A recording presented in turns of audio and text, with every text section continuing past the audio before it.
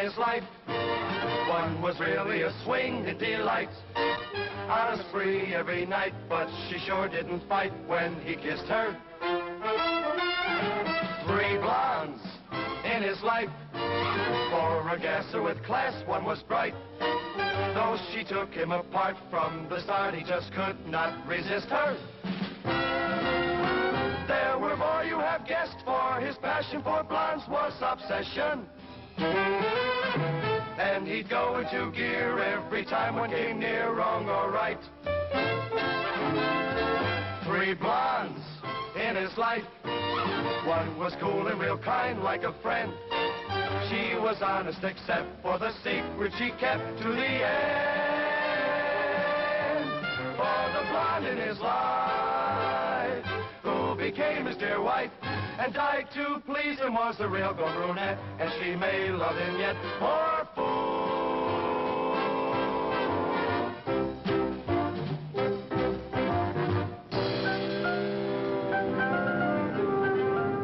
The jet age. It's really a wonderful way to travel, except it gets you around too fast. I'm Duke Wallace, insurance investigator, better known on radio and TV as a private eye. Last week, Bombay. Yesterday, Johannesburg. And now, well, now we're approaching New York City. I've given up trying to figure out where I'll be next. Because every time I start to like a place, the boss calls, sends me someplace else. Well, like now. It's cocktail time in Johannesburg. And Roseanne didn't like it a bit when I had to break our date. But that happens. Rogers just calls and says, get yourself back to New York on the next plane. So here I am. I only hope his ulcers aren't kicking up again, because he can be most disagreeable. I got your message? I can put up with anything but stupidity. What happened? Well, one of Kelly's operators disappeared. He mentions it casually in his report. Dear Mr. Rogers, one of our investigators, a William Collins, has disappeared. He told his wife he was going out of town on agency business. I assume there is no connection between his disappearance and the agency. This seems to be strictly domestic and no concern of ours. Seems, assumes. You get out to Los Angeles and find that man. Find him and fire him. And fire Kelly, too. Why Kelly? Collins' wife thinks that her husband went away on agency business. It doesn't matter that Kelly told her that he didn't. She thinks he did. And she's going to be telling anyone that'll listen to her that he disappeared because of the job that he was working on. If she starts talking, the agency's going to be laughed out of town. Now, you find that man and find him quick. And keep his wife from blabbing, too. Mary. Yes, sir. Make me a plane reservation for Los Angeles so I can leave this evening. Yes, sir. And Duke, don't bother to look into Dino's or into the Crescendo. You won't find him there. Don't worry, Chief. I'll find him. No matter what it costs you.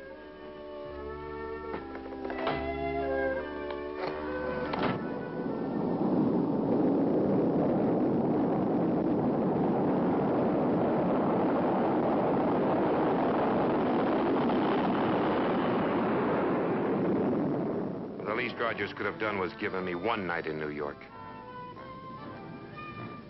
There's a redhead there that I'll never forget as long as I live. I may have to. Probably a blonde this week. In 4 hours, I'll be in Los Angeles. Los Angeles. Constance. No. Anne. Annabelle Hickson. From Mobile. She's a real peach in more ways than one. I think I'll call her first. Well, that is if I get a chance. Kelly will probably meet me at the airport with a bag of apples and start yakking about Rogers and never give me 2 minutes to myself.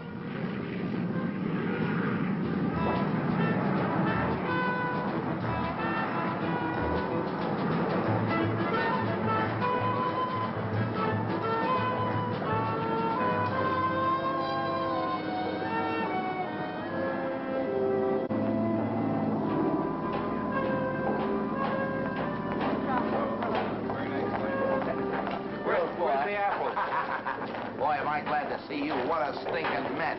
The old man cracking up? Yep. Good.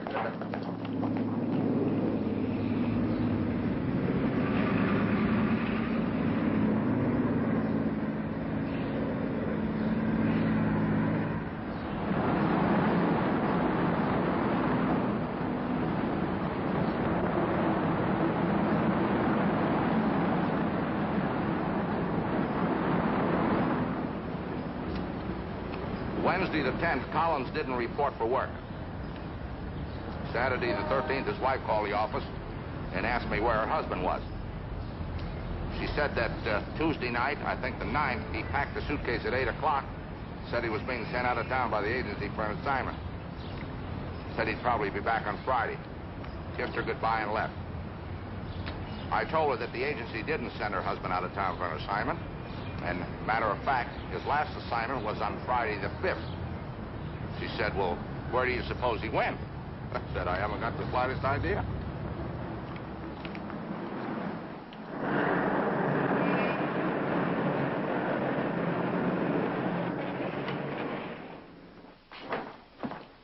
Anybody call me? No, Mr. Kelly. Welcome back. I've been waiting for you.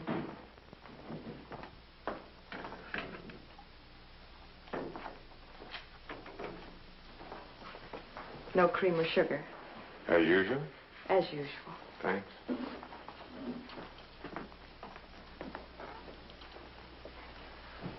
I checked all the cases that Collins had worked on. There were 4.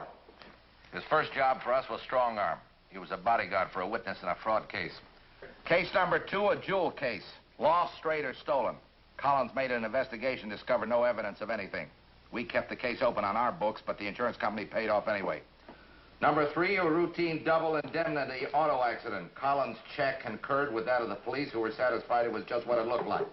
Case closed. 4, the bank messenger deal from New York. Collins held the stakeout until we established positive identification. He was relieved Friday the 5th. That's about all there is. Why don't we take a look through his locker?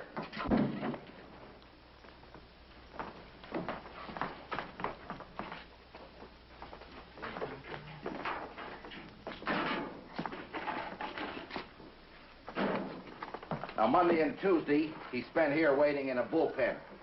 I told him I might send him to San Diego. Did you? Well, how could I? He didn't show up after Tuesday. Today's the 15th. That means he's been missing for 6 days. Very brilliant, my dear Watson. Yeah. That's his wife. Well, even in the snapshot, this is a very interesting woman. You never met her? No, but she sounds delicious over the telephone. You know, Collins might have taken a powder. He might have even taken a powder with another woman. But that other woman would have to have something that's not there. Boy, you know it. Was he ambitious? Well, isn't everybody? I mean, ambitious for money. Well, he had expensive clothes. He went in for the finer things in life. You know, gold cigarette lighter, stuff like that. There's got to be money in this someplace. He had a lot to come home to.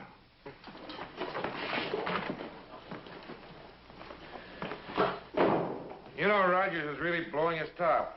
Oh, yeah, I meant to ask you about that. What about me? You're fired. Oh, thanks a lot. I'm sorry I asked. Think nothing of it. Well, maybe I'll write our friend Mr. Rogers a nice letter now. There's a few things I've been saving up to say to him. Like, drop dead, you louse. Rude letter will follow. You want an apple? No, thanks. Forget it. When the old man cools down, he'll forget it. I'm going to take the company car, go back to the hotel, and drop my things off. Then I'm going to go see Mrs. Collins. Call me later.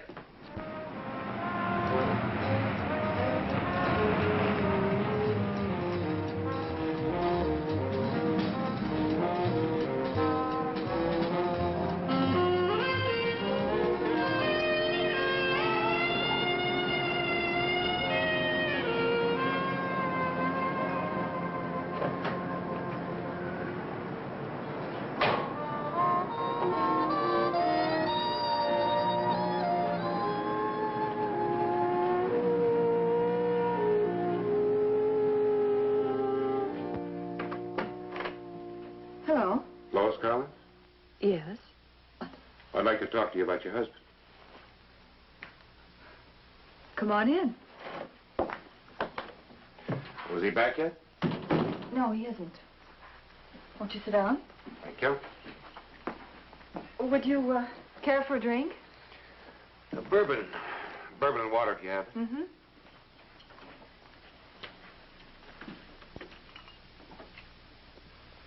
Do you want to tell me, or shall I ask questions? What do you mean? You and Bill happy together? I don't know what you're talking about. Were you? Well, we were married when Bill was working for Holland Company in Seattle. I thought I was in love, and so did he. We were married a year when Bill enlisted in the Navy. That's an old excuse. He did shore patrol work in Seattle, and then later he was transferred to San Francisco. We didn't see much of each other. I worked days, he worked nights. Oh, I knew he was playing around, but I didn't know what I could do about it. Outside of leaving him, I didn't want to do that. Why not? Well, he needed me. He always came back to me. I didn't want to hurt him. Yeah. Well, Bill was pretty wrapped up in some blonde singer. Well, by this time, I realized that Bill was obsessed with blondes. From everything I could piece together, all of his interests seemed to center on blondes. Is that why you became a blonde?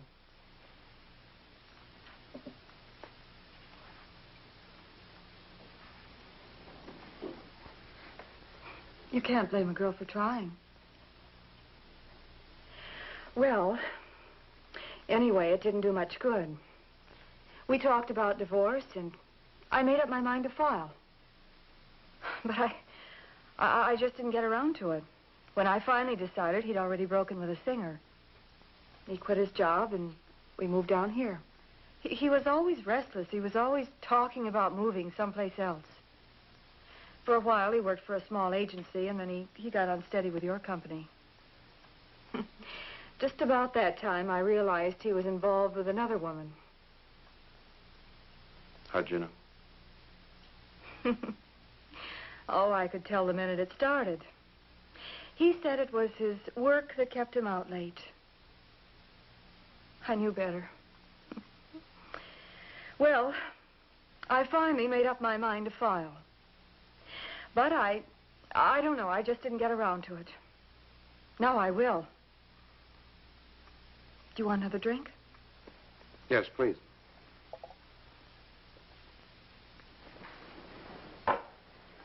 What makes you so sure that you'll go through with the divorce this time? You know, I'll tell you something I learned about him by experience. Women, just women, they didn't interest him very long, maybe 3 weeks or a month. Then he was home again until a new one caught his fancy. But if she was blonde and had money, could buy him things like that singer did, he'd stick around until they dropped him.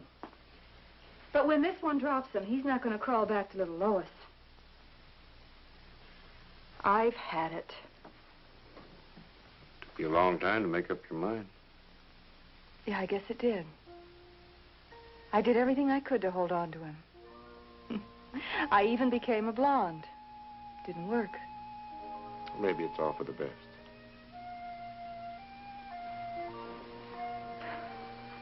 I'm glad you came.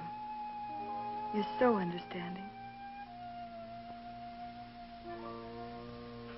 What does Collins want that he doesn't have? Certainly not love or affection. Because Lois has plenty of that. Money. Well, that's an item that his wife Lois doesn't have. Maybe money is a lead to Collins. Yeah, I've just been rereading Collins' report on the jewel robbery case.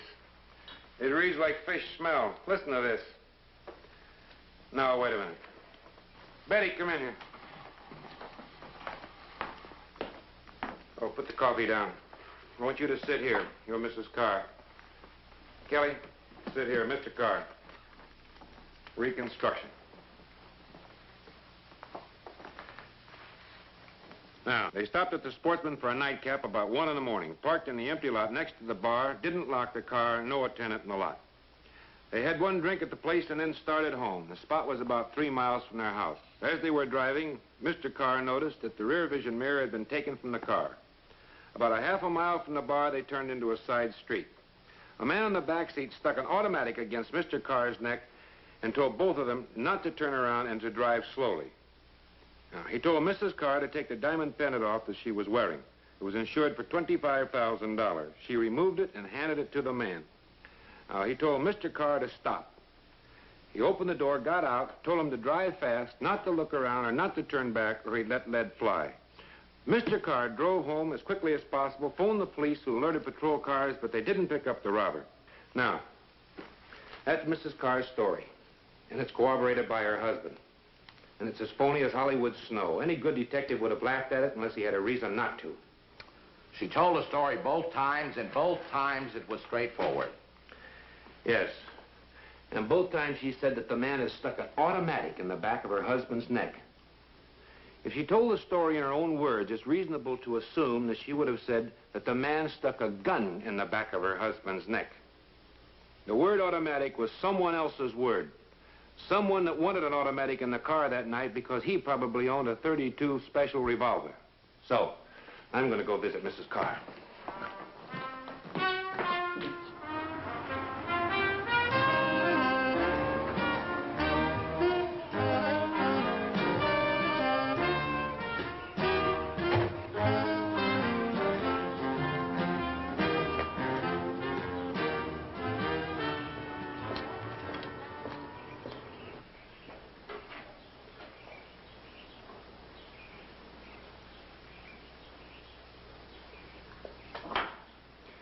My name is Duke Wallace. I'd like to see Mrs. Carr.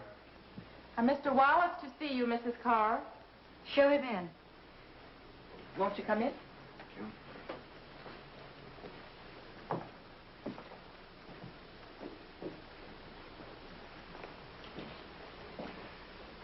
I didn't mean to disturb you, but it's about the stolen jewelry.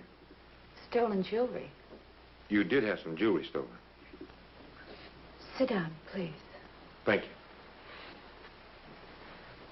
You from the police? The insurance company. I don't understand. I received a check weeks ago. We never close a case until the jewelry's been picked up. Oh, the insurance company pays off, but we keep working. I see. It's mostly negative work. We circulate a description of the article, keep an eye on the well-known fences, and let it go at that. It shows up sooner or later. Altered or broken down some way, but it turns up. Has mine turned up? No. Let me fix you a drink.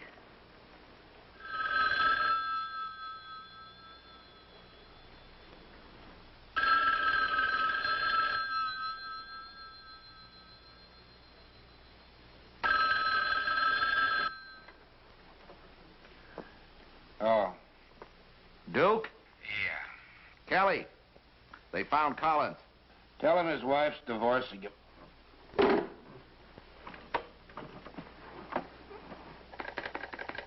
Operator, you cut me off from room 24.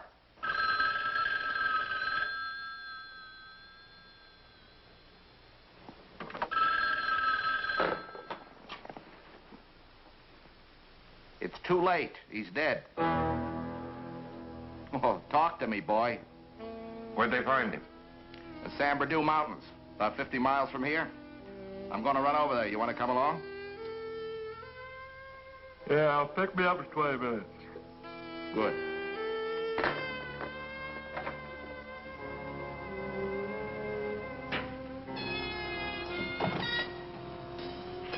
How did Collins die? I don't know a thing about it. All I know is the body was found in a cabin. The phone connection was very bad.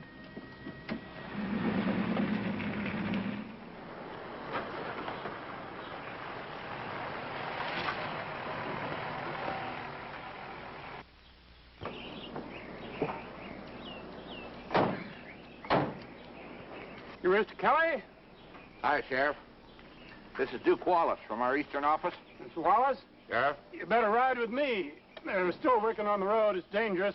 Your car will be all right over there.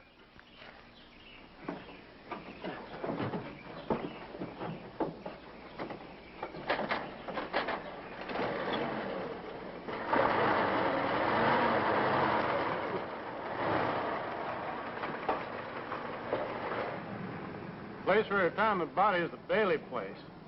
It's the first place you come to on the other road. Whose place? Bailey place. Go ahead. Place is usually closed up in the winter.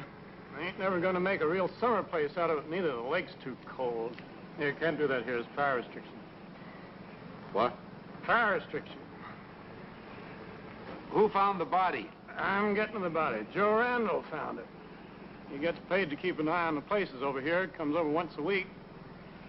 Well, he was passing the Bailey place and swung his flashlight around and seen the door was open, so he went in and there was the body. Dead body. Well, then the damn fool got excited and got his car stuck in the mud. It was almost an hour before he could get it out and get over to my place.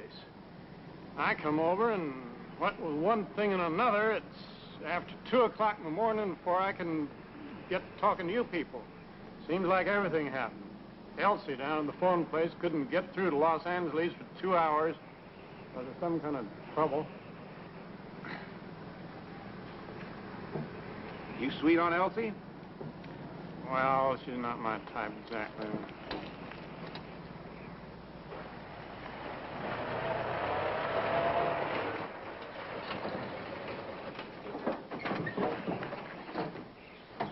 What do you call this side of the lake, Sheriff? Lakeview. Lakeview.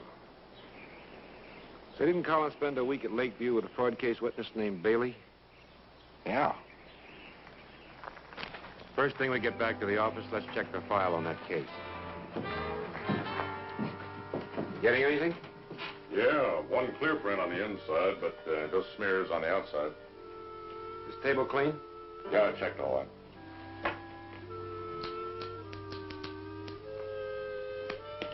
Did you get anything off of this? Oh, I couldn't get much. No.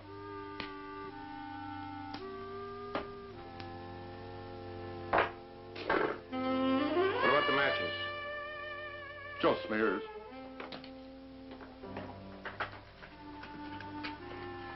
In fact, I've checked everything in the house now. I think I better go out and check the car.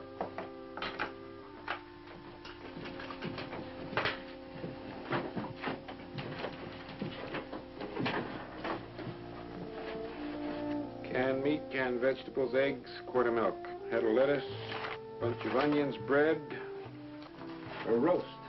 Now, if you could only cook. Is that important? Could be.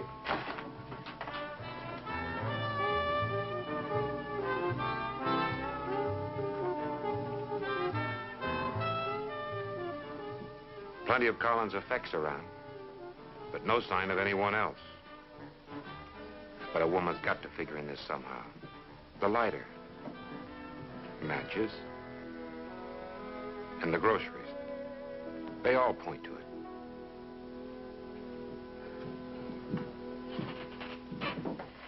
Is that the slug? Yes, I just took it out. I'd say it came out of this gun. Ballistics have to show if that gun was fired recently. They'll tell us if that slug matches that gun. Any prints on the gun? One clear set. You set the time of death? Matter of days. Early Wednesday morning, a possibility? Possibly. We'll take the corpse to town for an autopsy. We'll know a lot more then. Are you all through in here? What about the car? They're working on it now.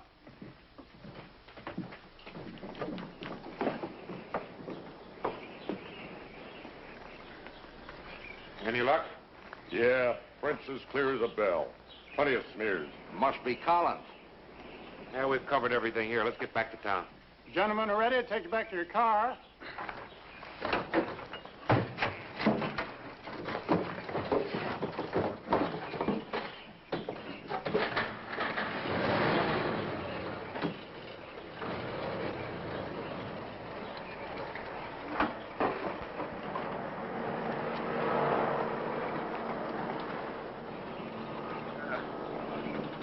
Well, thanks for your help, Sheriff. Long day's work.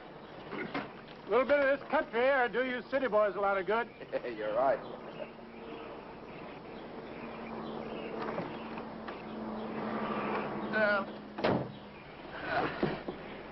Why don't we find out how good this country air really is, huh?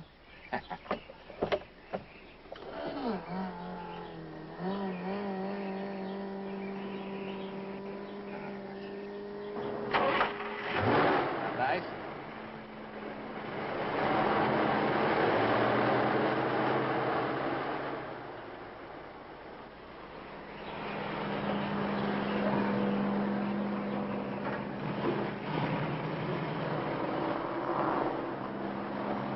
Kelly, Yeah. what about the blonde that was at the cabin? What blonde? Blonde that was with Collins at the cabin. Look, what did you find that proved there was a blonde? Several things. For instance? Take the groceries. A man would buy canned meat, canned vegetables, the eggs, milk, bread. Might even buy chops or a steak. But a woman would buy green vegetables, make a salad. And a woman would buy a roast. Oh, come on. What about the blonde? Oh, then there was the book of matches and the cigarette lighter. What about the blonde? The cigarette lighter didn't work very well. It needed fluid. To a man, this would be a challenge. Try it several times. If it didn't work, he'd turn it upside down, he'd shake it. He'd make it work if it was possible. A woman wouldn't bother.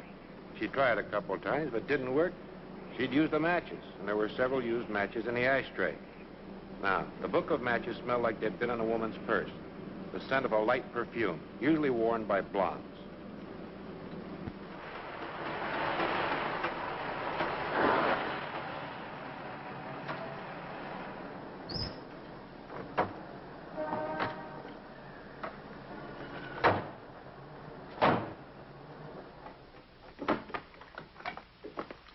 Okay, let's assume you're right. There was a blonde. How did she get back to town from the cabin in the mountains? She had help. Now you got two people up there besides Collins, and all out of that pointy little head of yours. Yeah, she had help. I don't think any woman would drive those mountain roads in the black of night. Even to have fun. So? So Collins drove her up there. I don't buy that. You know, it takes two mighty smart people to spend any amount of time in a place and not leave any definite clues. And those two almost did. What do you mean? Well, the groceries are another angle. She didn't know whether she was going to stay or not. But she made sure if she did stay, she was going to eat on her vacation. What makes you so sure she was a blonde? Pattern. Collins got something pretty nice at home. But I figure it's another blonde. You know, if any one of your hunches pay off, I'm going to treat you to a case of good booze. I'll buy that. I think you'd better go see Lois Collins, break the news. Oh, be nice to her, huh? And you can drive her to San Bernardino. The police will probably want her to identify the body. Oh, thanks a lot. For your information, I'm going to let Benny drive her, if you don't mind. All right. Meantime, I'm going to look for a blonde. Or two. Three.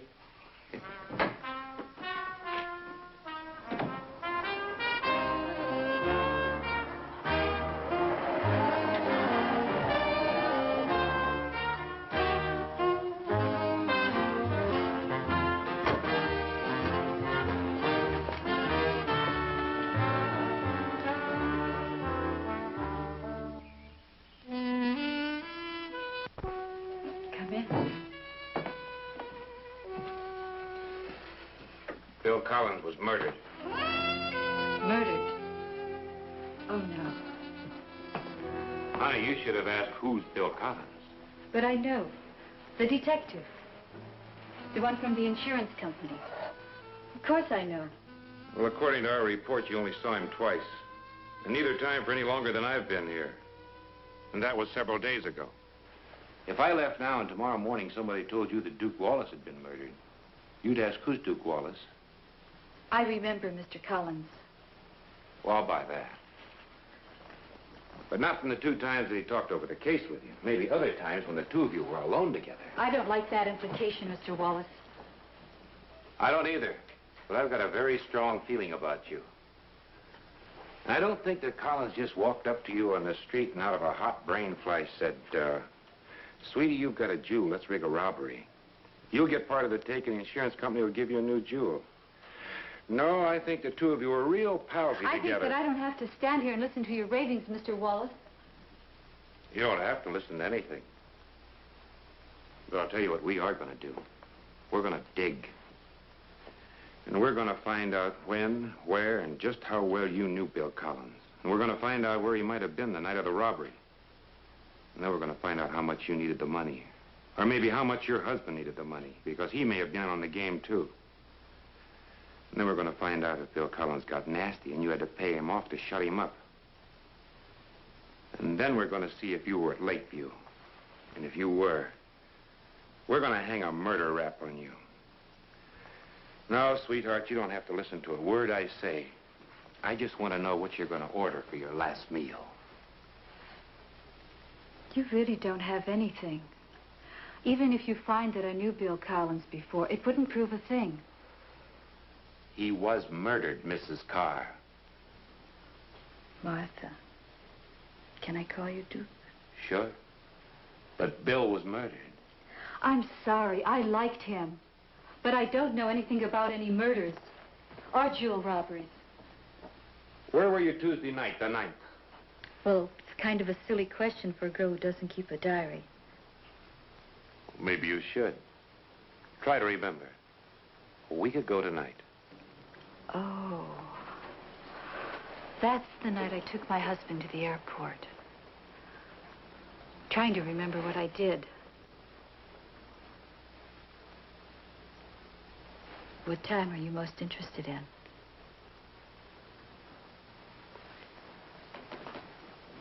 All night?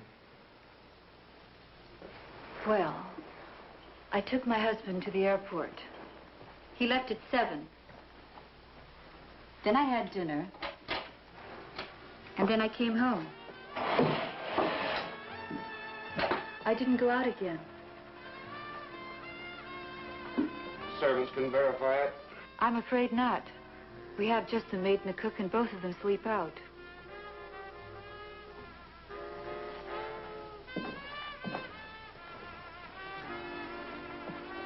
So I'm afraid I haven't an alibi. You have everything else? Yes, you have motive, opportunity, and you're smart enough for the part. You can't be serious, Duke. Let me fix you a drink. Bourbon? Husband back yet? No, he's still in New York. He won't be back for 10 days or so. Isn't that wonderful? My time is my own.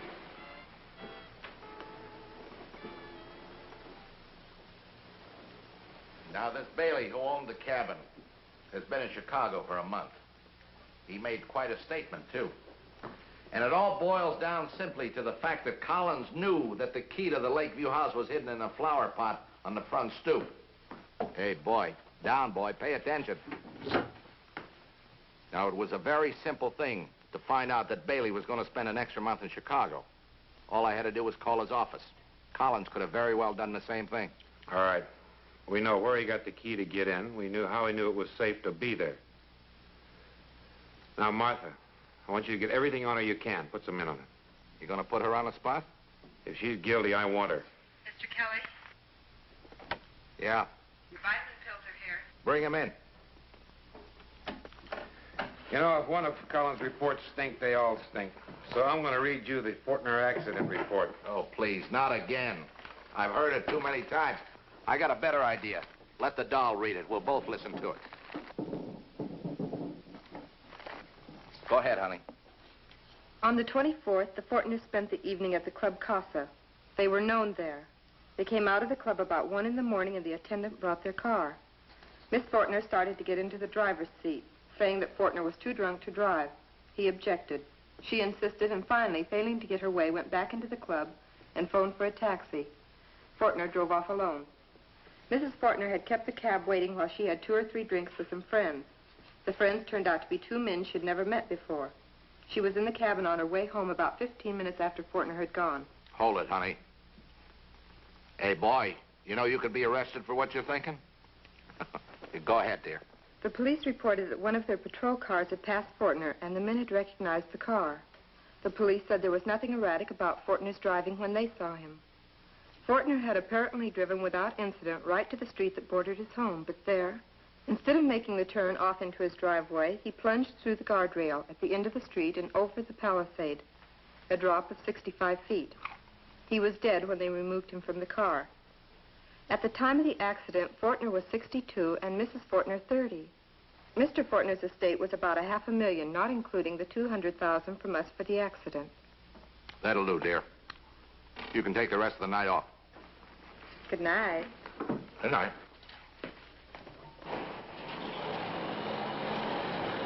Hey, not there, Dad. Yeah, sitting out here, man. I want to talk to you. You know the Fortners? Sure, I know them. They used to make it in here quite a bit. When was the last time you saw them? Oh, let's see. Yeah, I remember. I think it was the night of the accident. Yeah. Oh, it's funny, man. Like Miss Fortner wouldn't ride home with her old man because she said he was too crocked. Was he drunk? Well, I've seen him worse, you know.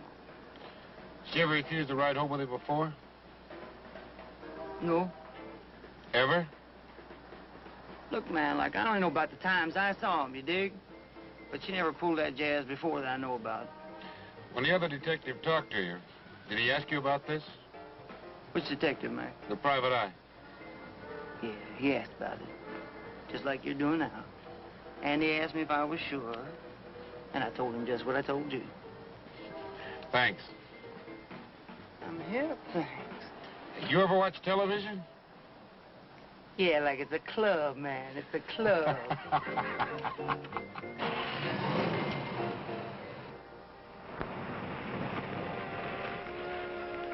So this is Bayville. Pretty exclusive. But then the Fortners could afford it. Or could they? If Helen Fortner is involved with Collins, maybe this is my money motive.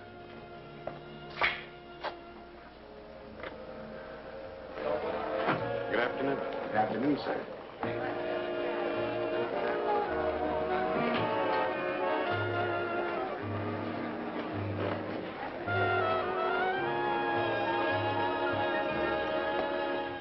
Bourbon and soda.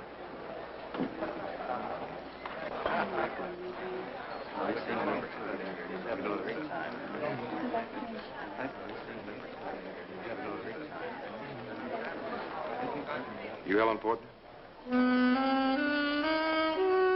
Hello. We met before? Oh, you're handsome. Do you know me? I mean, do I know you? No, but you're going to. It's wonderful as long as it's fun. Let's have a drink on it. Be my pleasure. Like to try bourbon? All right. Oh, I don't like bourbon. Make it my usual. Can I come see you tomorrow? All right. Why tomorrow? Why not tonight? What time? Anytime. I'll be waiting.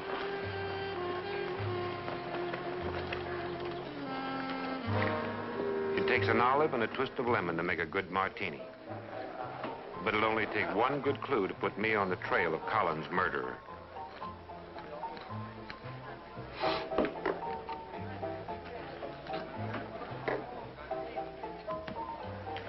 You're sure the Fortners never came in here with anyone else? They were good customers. And I'd remember if there was anything different or out of line. I told you the same as I told the other detective. Fortner's always left together. Even when he got pretty well oiled, he always seemed to be able to get home. And she always left with him. Thank you for the information.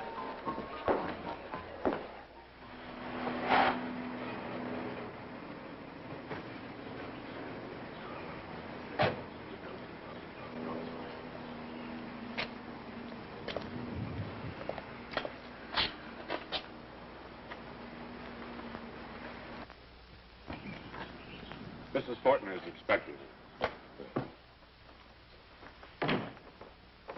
This way, sir.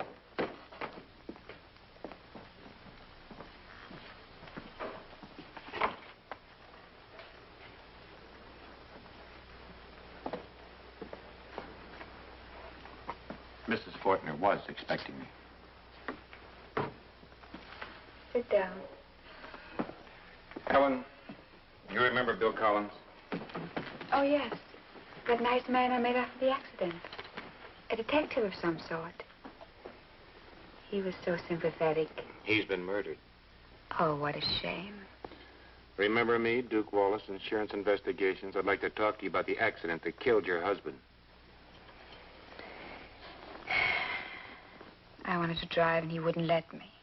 He was drunk, and I wouldn't ride with him. You'd been drinking. Oh, yes, but I could have driven. Your husband usually drink a lot? Duke, I'm not a child. I understand that you have to ask questions, and I'm trying to help you. But don't treat me as a child. I'm sorry. It's all right, dear. Is that all? I'd like to know where you were Tuesday night. The 9th. I don't know, dear. Well, you can remember. Try. Think. I'll try. When was the night? About a week ago. Is it terribly important? Terribly. I'll try. Oh, dear, I just can't remember. Why don't we ask Louis? Who's Louis? My butler. I'm sure you'd know. I'll get dressed and we'll ask him. All right.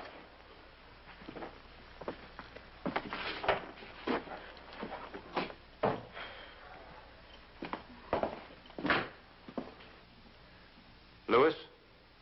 Yes, sir. Can you tell me where Mrs. Fortner was on the night of the 9th? I'm afraid I can't discuss Mrs. Fortner with you, sir. You can and you will. In the first place, there's a murder involved. In the second place, if you don't talk to me, you'll talk to the police. Besides, Mrs. Fortner told me to ask you. Very well, sir.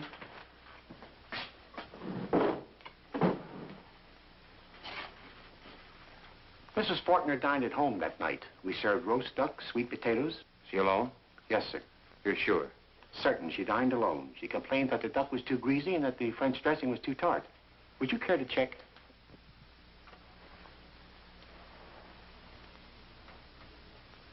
You keep a schedule like this on every meal? Yes, sir. My wife's system. She cooks. This way we can assure variety and correct any errors. What about the rest of the evening? I really couldn't say, sir. Mrs. Lewis and I retired to our apartment as soon as we finished the dishes. What time did you retire? The dinner was served at 6:30. We were no doubt in our apartment by 8. It's not in the book. No, sir, but I don't remember anything unusual about the evening, and that would be our routine. Mrs. Fortner go out? Our apartment's on the far side, sir. I wouldn't know. Louis, you're going to talk. Not to me, maybe, but to the police.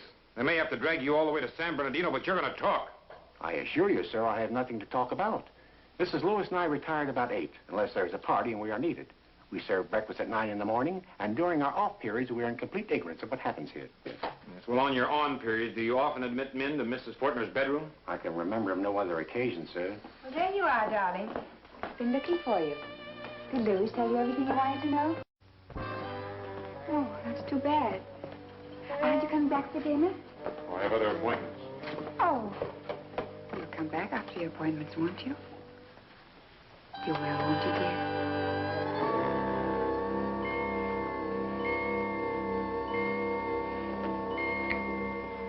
All right.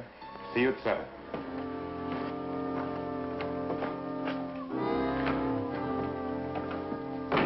Louis, Mr. Wallace will be back. Serve at 7.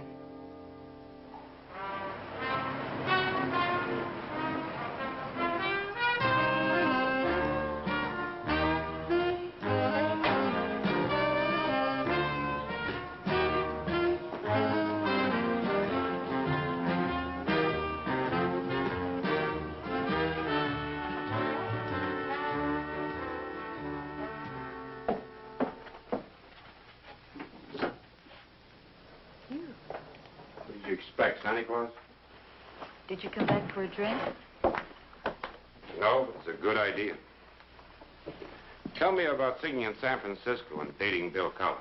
You're determined to be unpleasant. Why? I'm determined to get some truth into our little conversation. Bill Collins was murdered. And while I personally don't give a hoot, it reflects on the agency, and they're going to pin it on someone. In my book, you fit the part. And because I knew him in San Francisco, you'll frame me? No. Because you and he rigged a robbery, and he wasn't satisfied with his 6,000. 6,000? He chiseled you. Look, Duke, you know I knew Collins in San Francisco. My husband knew I wasn't Sweet 16. And he knew about my friendship with Bill. The robbery. You're too persistent. How does your supposed robbery connect me with the murder? You needed money. A sizable amount of money without your husband knowing about it. Probably gambling losses, the horses, the racing form that I saw you with. So you found Collins, or he just happened along, and the two of you arranged a robbery. He cheated you, you pulled it off, and he covered it by investigating. And by chance, he was assigned to this case. No. We used 5 full-time investigators. And Collins knew how to pick a time when the other 4 would have assignments and he'd be free. He knew he'd get the case. There wasn't a chance of him missing it. Well, go on. Well, about a month later, he put the bite on you for more money, and you paid. Why would I pay? So he wouldn't tell your husband? Well, he'd expose himself, wouldn't he? Only to your husband. And Mr. Carr wouldn't let you go to jail. He'd give you hell, probably, but that wouldn't bother you half as much as the fact that he'd had a hold on you. Something to control you with. Am I boring you? No. Go on with your pipe dreams. When Collins put the second bite on you, you paid, but you put a stop to it by luring him up to Lakeview and shooting him.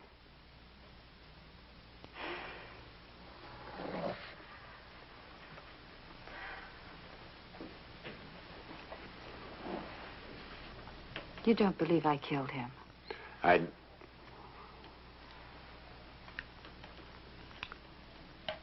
No.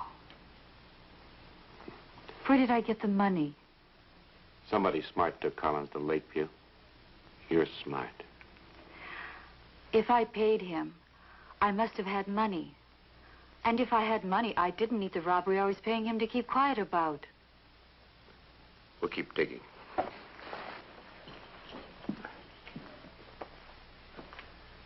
We'll keep checking the pawn shops. Maybe we'll come up with the answer to your question.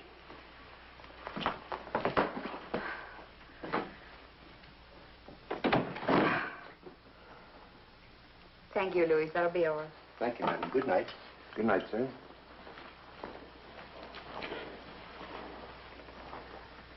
Sit over here. Oh, this is fine. Just comfortable. Something wrong, dear? Helen, will you do me a favor? Yes, what is it? Will you lend me some money? How much? Oh, about 2,000. Silly boy, you're not serious. If I thought you were, I'd get angry. No, I'm not serious. I didn't think so. You shouldn't joke like that. I guess I better go and change into something comfortable.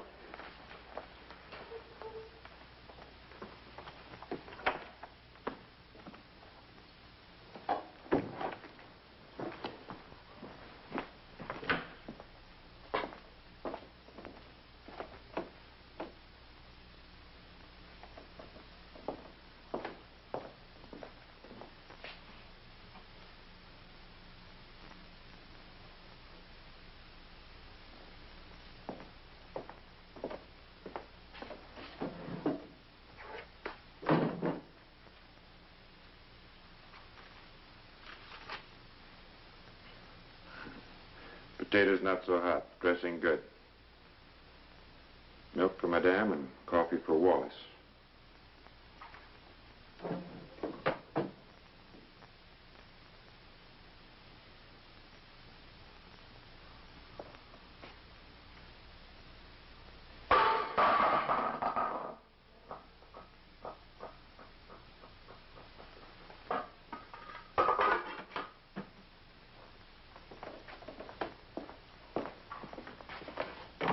What happened? I dropped a pan.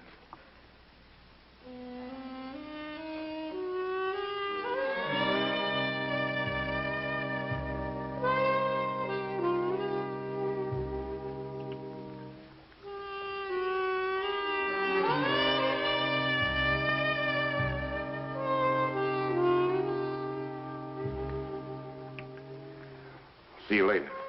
Where are you going? Well, I've got lots of work to do. Now? Yeah. I'll see you later. Later tonight? It's later. Tonight. Some other time.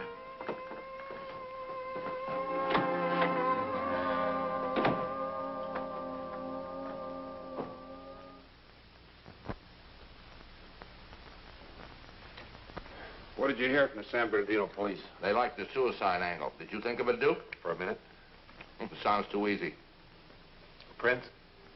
Plenty of Collins. The rest of them were smears. Now, the slug came from the gun, and it was his gun. Time of death? Sometime Wednesday morning. Just a guess, though. He was pretty drunk. Passed out. I said he was drunk. Okay. You don't like the suicide angle, huh? No, there was somebody with him. Well, if he was expecting somebody up there, especially a dame, he might have bought the groceries. You know, stuff she told him to pick up. And as long as she didn't show, he probably sat around getting loaded, feeling sorry for himself. What'd you get from Colin's wife, Manny? She'd been told by the time I saw her. She cried a little, but she did again when she saw the body. She was all over it when we got back. Mm-hmm. Did you get anything out of her at all? She hasn't got an alibi. She was home all alone on Tuesday night from about 9 o'clock on. Give her his last week's check. We'll take care of the funeral. Oh, isn't that sweet? The whole thing gets me right here. You're so generous, Duke. Yeah, it's only money. What about Martha Carr? Mrs. Carr had dinner at the Encore, all right. We got a waiter who remembered her because she paid with the 10 spot and forgot to pick up her change. Is that all? Right now, yeah. Good. Why don't you have an apple? Thanks. I already got one. Smart aleck. Any more reports from you? Oh, yeah, I forgot to mention that Collins had 10 grand stashed in the bank. I wondered when you'd get around to checking that. Now, his first deposit was 6 grand. That was 3 days after the car robbery. On the 29th of last month, he deposited 3 more thousand, and then on the 3rd of this month, another grand. Good. Now we're rolling. What else? What about the report to Rogers? You didn't call him. Let him wait. I got a more important call to make.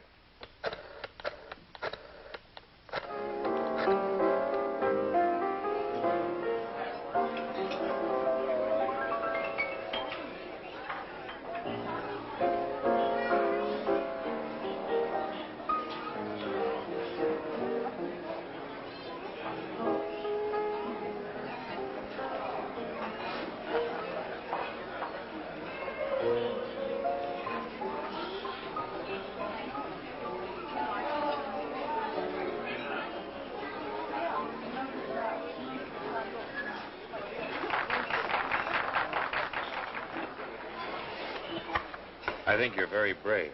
I know how you feel. In a way, I'm glad it's all over. Yes, well, we'll still have to bury the poor guy. But how? I don't have any money. Didn't Bill leave you anything? Memories of blondes and about enough money to last a week. Would you care to order dinner now, sir? We'll have dinner later. Would you like a drink? Oh, I'll just have coffee. Maybe you should have a drink. Make you feel better. Bourbon and water. Make it 2, please. 2 bourbons and water? Very good, sir. How are you going to get along? Oh, Charlie will probably help me. Charlie? Charlie who? Oh, Charlie Walsh. Well, he's Bill's best friend. And he made Bill a promise a long time ago that he'd always be around just in case. You know, he just moved into the room above me. I'm sure he'll think of something. Oh, I'm sure he will. Well, don't worry about the funeral. We'll pick up the expenses. Oh, Duke, thank you. Are you sure that Bill didn't have some money in a bank somewhere? Bill and banks never seem to get together. Oh. What's wrong, Duke? Well, I thought you'd level with me about Bill's bank accounts. I know he had money hidden somewhere. You sure he never talked about it? What are you talking about? Bill didn't have any money. Well, all he ever gave me was just pin money. I had to scheme to get money for clothes. Well, I guess I might as well tell you. He had several bank accounts. Bill? $10,000 worth. But I'm afraid you won't be able to use it.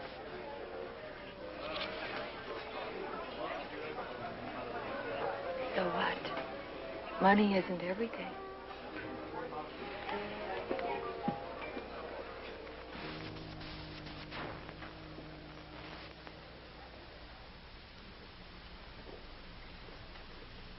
Now, this is only a stab in the dark, but let's say, for instance, let's say that Walt and the Fortner dame knocked her husband off. All right. Okay? Now, Collins found out about it, found out how it was done, and then decided to cut himself in on the deal. All right, go ahead. Go ahead where? Ain't that enough? Yeah, that's enough. That is, if we can connect Charlie and Helen. The bar contact might be enough. She's the type that goes a long way on a casual acquaintance. Now, say that somebody told her they'd get her husband out of the picture without involving her. She might go along with it.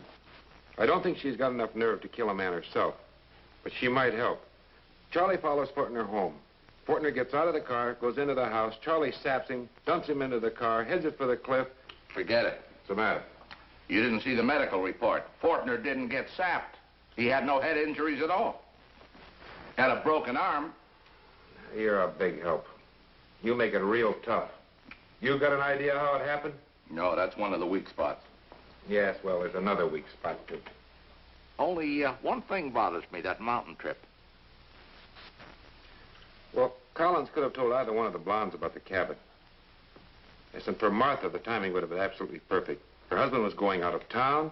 That would have left her free to spend a couple of days at Lakeview. With Helen, she'd go anywhere, anytime that anybody asked her to. But the cabin is what bothers me. There's something wrong with it. You got a hunch? Maybe. Anyway, we can't do anything about either one of the two blondes until we find out if the Fortner case was kosher. Now, if it wasn't, Helen has got a motive. But the whole thing hinges on the accident and what Collins found out. Nah, listen, if he'd have found anything, we'd have found it out too, wouldn't we? Well, that's what I said, remember? Yeah, that's probably where I heard it. I just got a hot flash from the airport. Henry Carr didn't leave that Tuesday night. He left on the noon flight next day. You're fired. Why don't you get lost? We don't need another suspect.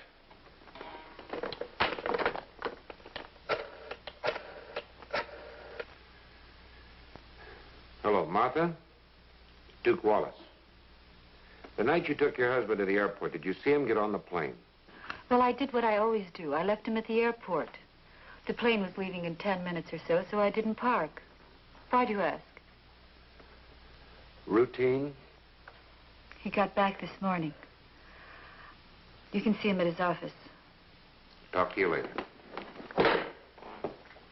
Where you going? See Mr. Carr.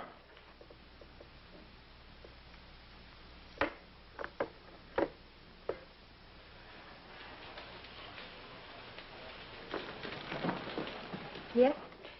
My name is Duke Wallace, insurance investigator. I'd like to talk to Mr. Carr. Mr. Wallace to see you, Mr. Carr. Send him in. Won't you go in, please?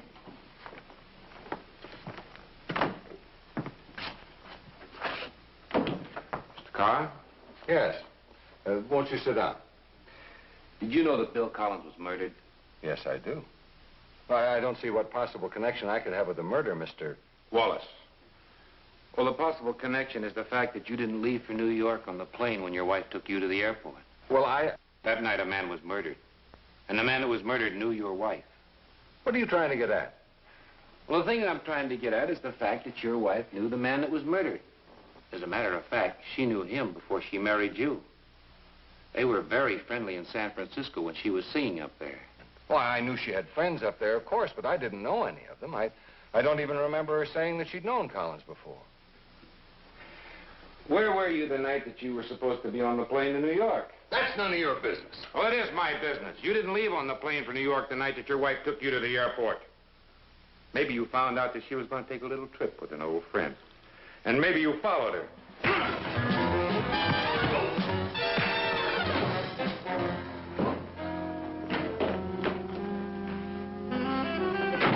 Darling, what did he do to you? Are you all right? Sweetheart, are you all right? Oh, Well, Ted. now I know where your Mr. Carr was the night he was supposed to be on the airplane. What did you do to him? I'll bet it wasn't the first time he wasn't where he was supposed to be. See you sometime. Get out of here! Oh, your poor head. Poor head.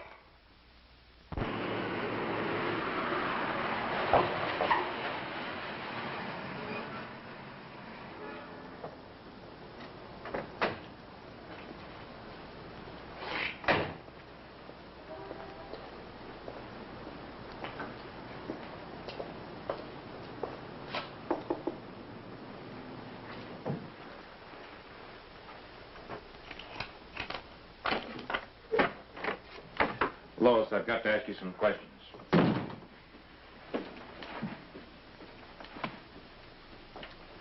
Well, I hope I didn't interrupt anything.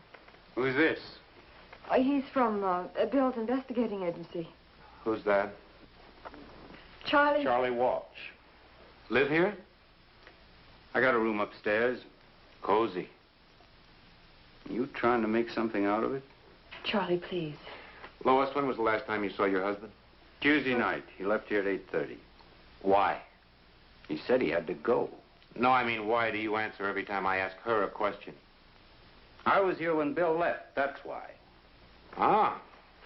Stay all night? Now, wait a minute, Bud. Well, how else would you have known whether he came home that night or not? Lois told me. See? I want her to tell me. See? He didn't come home. You know, I should have brought a lunch. That is, if it takes as long to get the answers to the rest of my questions. Wise guy, How do you make him crawl back in the woodwork? Charlie, you better go, please. Ought to punch him in the nose.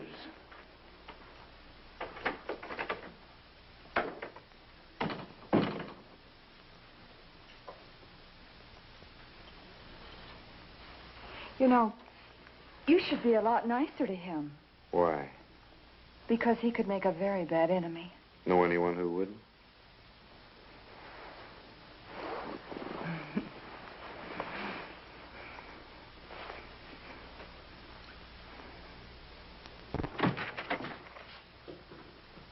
Well, I'm glad you could make it.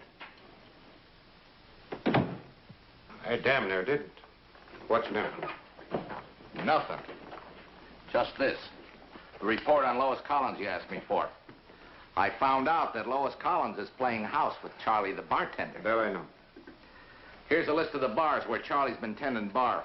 The last one was a joint called the Bandwagon. He was fired last month. Now, those two blondes came in there frequently, and they knew Charlie, at least well enough to call him by his first name. Go on. But you know, there's a funny thing. Charlie's got a Hollywood apartment he's still paying rent on. You mean besides the room at Collins? That's right. He rented the room around the 28th of last month. What'd you get on the apartment? Nothing. It's the kind of a place where nobody knows anything about anybody. Although the guy across the hall did admit he heard girlish laughter from Charlie's apartment from time to time. Charlie fits in there somewhere. With which blonde? I don't know. I got a hunch. See you later. Well, keep in touch, will you? I remember talking to the private eye, asking if Mrs. Fortner ever refused to ride with the old man when he was stiff. I told him I didn't know of any time she refused to ride with her husband. He was stubborn. He wouldn't let anyone get him a cab. He always drove, and she always rode with him. Charlie Walsh was working here when the other investigator was here? Yeah. You fired him?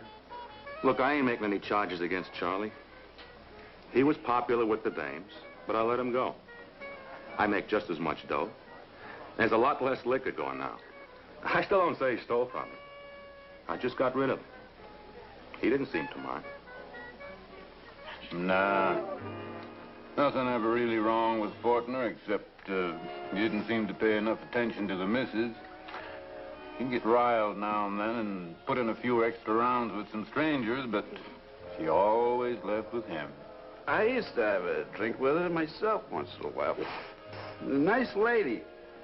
Nothing ever out of line, just talk. But he sort of got sore about it one night, though, and he cut things short and left in a huff, but she went with him. Charlie used to work here. Yeah. Well, after he left, did he ever come in with the Fortners? Nah. I know Charlie. He'd come in and talk to them when they happened to be here, but he never came in with them or anything like that. Charlie always used to give his friends matches with his address written on the inside.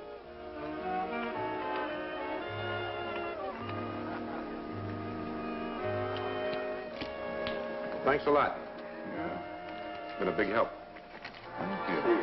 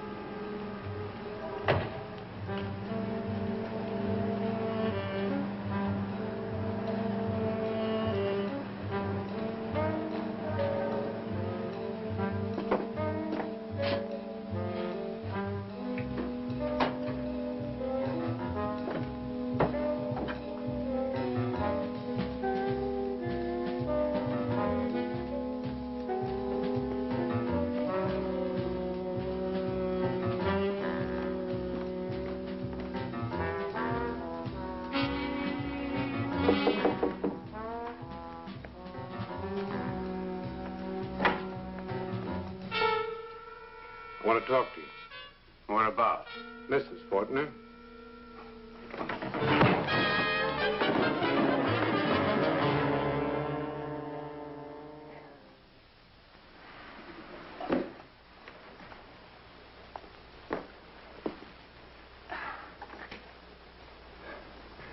Ooh, that Charlie's a nice guy. I thought he was tied into this deal the first time I saw him playing footsie with Lois. Now I know he is. Why else would he be so nervous? Well, what have you got besides a sore stomach? Only that Charlie knows all three blondes, and all three blondes know Charlie. He and Collins must have had something that was worth money. Maybe some Collins report.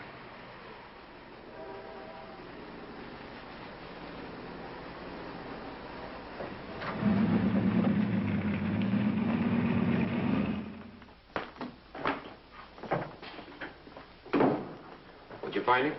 He's waiting for you now. Thank you. Where was Collins the night of the Fortner accident? He was waiting in a bullpen. The record shows that. What, at night? That's right.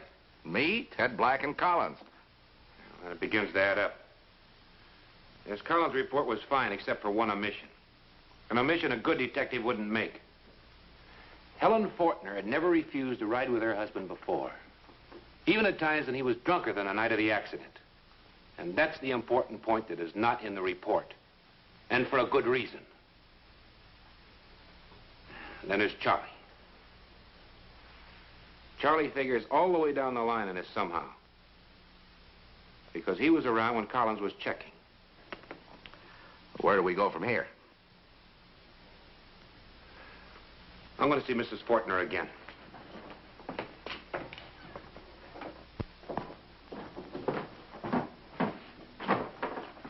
Good evening, Lewis. Mrs. Fortner's not at home, sir. I'd like to see your book. My book? The Venus. Yes, sir.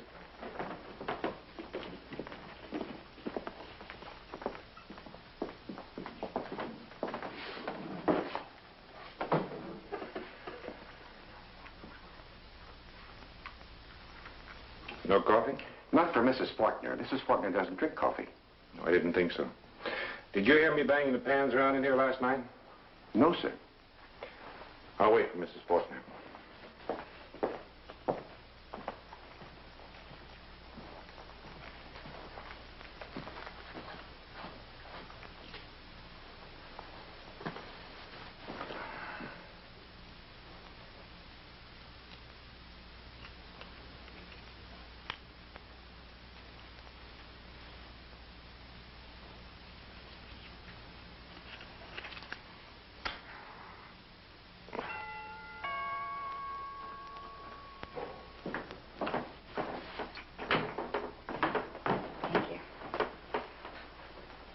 Well, let's have some drinks, Lois. I was most anxious to talk to you. I was going to call you.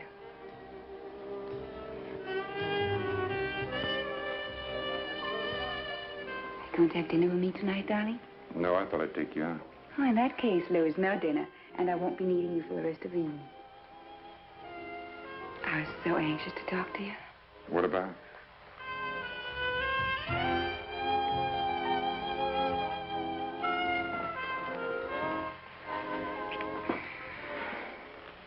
What's the matter? Nothing. Excuse me.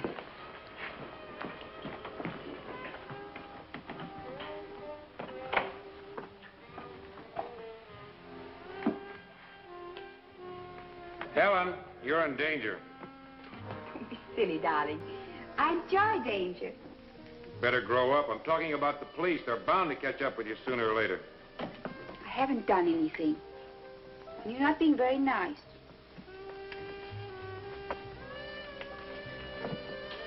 I think you better tell me exactly what happened to your husband and Bill Collins, all of it. Oh, I haven't done anything. My husband had an accident. What about Charlie? Bartender? That's right.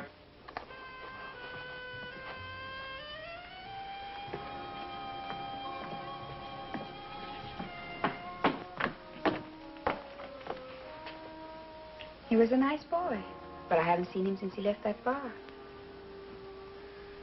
Where did you get these? Oh, those. They're Charlie's. He gives those to all of his friends. You're just not going to tell me the truth, are you? I told you the truth.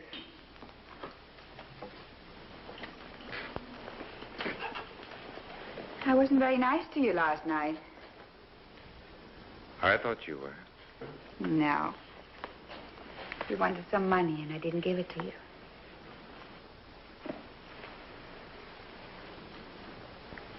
How much do you need, darling? Helen, did you give Bill Collins money? Oh, yes, he needed it, too. He was so nice to me.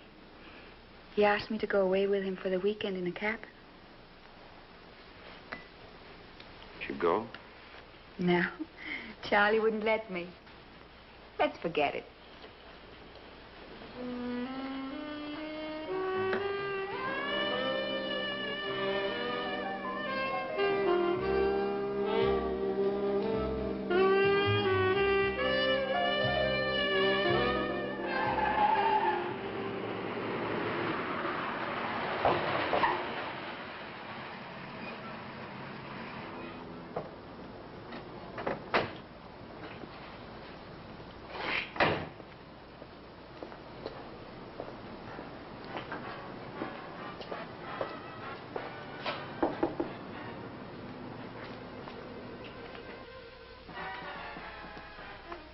Charlie? Duke.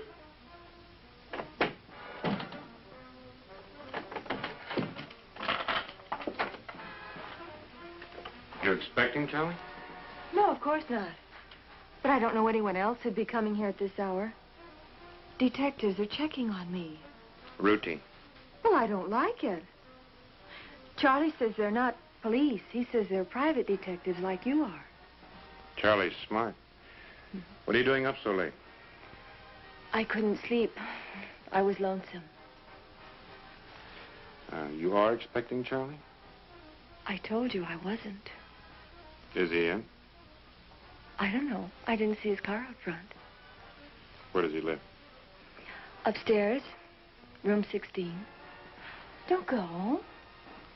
Stay and talk to me. Talk? Stay. Be right back. I'll be waiting.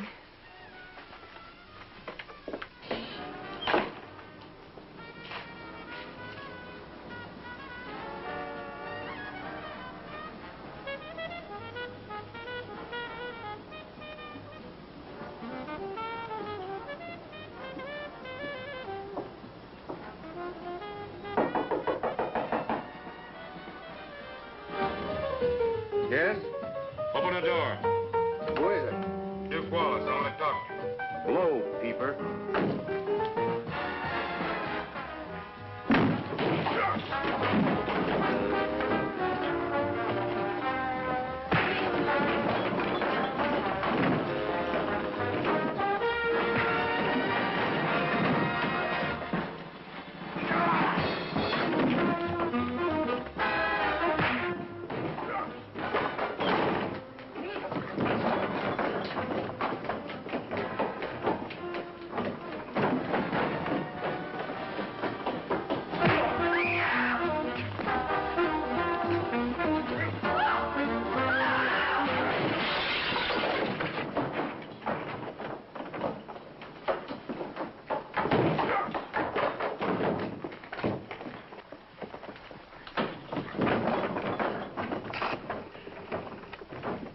Operator, get me the police.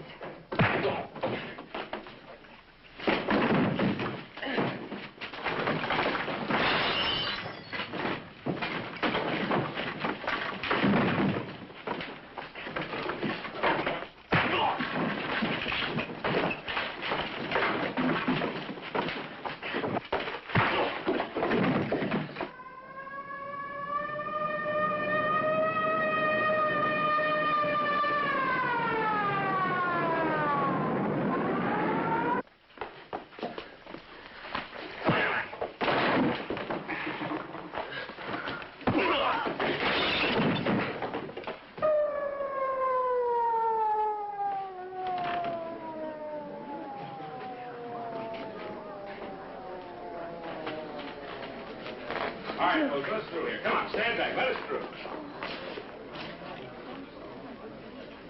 Book him.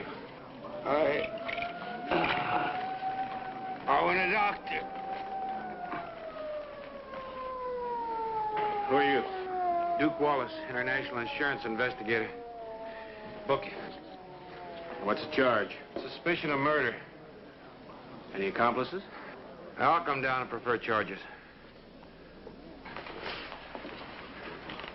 He's all right.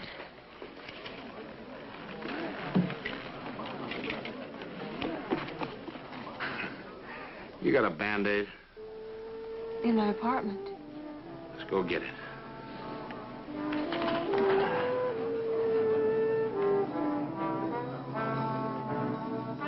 Helen first met Charlie in the bandwagon. She wanted to get rid of her husband. Charlie wanted to make it permanent. Helen put a Mickey in her husband's drink and then refused to ride with him. He got sick and passed out near the end of the dead-end street. Charlie, who had been following in his own car, pushed Fortner's car over the cliff. He told Helen later how it was accomplished. All right, type it up and check my reservation for New York, will you? I'll do it right away. You know, the thing that bugs me is why did Helen squeal on Chooluck? Well, she didn't mean to.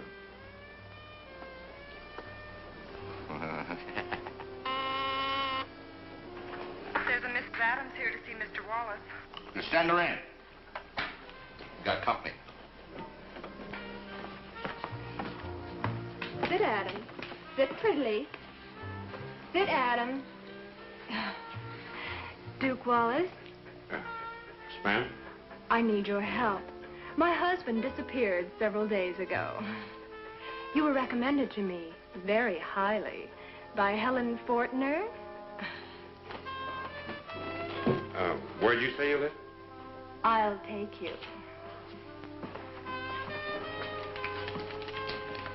I know. Don't call me, I'll call you.